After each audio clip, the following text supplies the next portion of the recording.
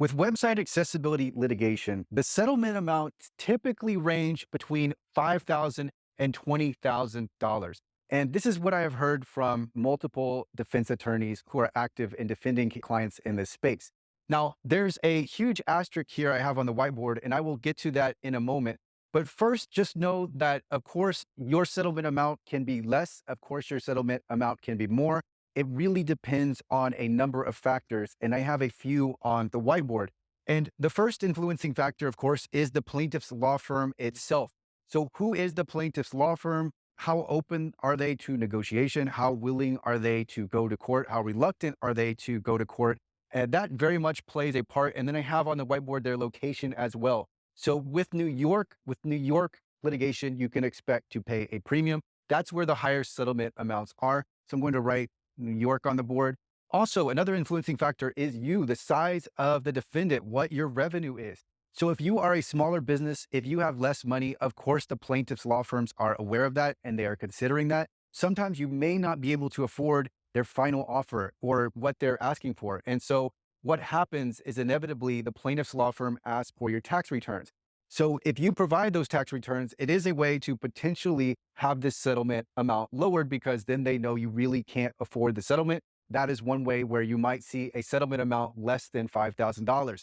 Also, the timing can play a part. So whether you settle early, whether you settle later into litigation, let's say motions are filed, that can impact the settlement amount. It doesn't necessarily have to increase, but it would usually be the case that the more the plaintiff's law firm has to work, the more the settlement amount would be.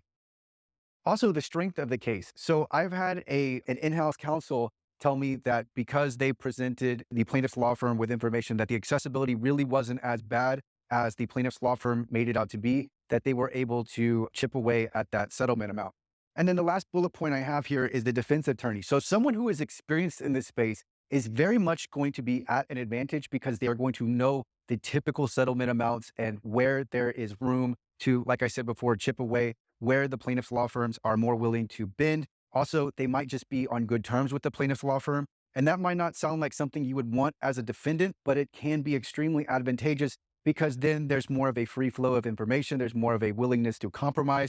And your attorney very much plays a part in the settlement amount. One other thing I want you to know about is the non-money terms. And so I'm going to draw a rectangle or a square on the whiteboard. And then I'm just going to add several bullet points because it's not just the money that we're settling for. We also typically have these conditions where we're agreeing to, let's say, hire a consultant. And then we agree to user testing.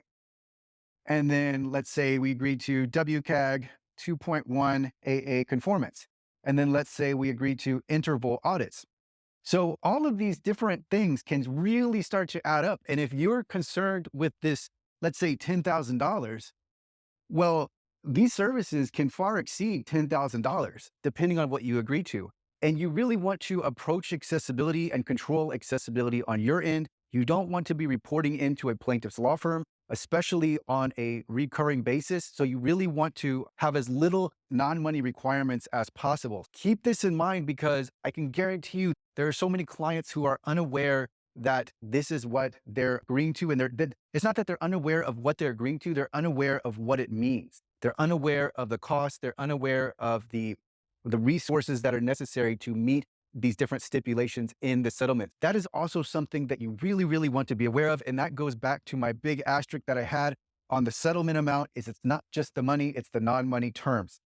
All right, the last three things here, I have three acronyms on the corner of the board. One is the ACP, that stands for the ADA Compliance Program. The other is the ACC, is the ADA Compliance Course. And then we have the WC, which is the WCAG course.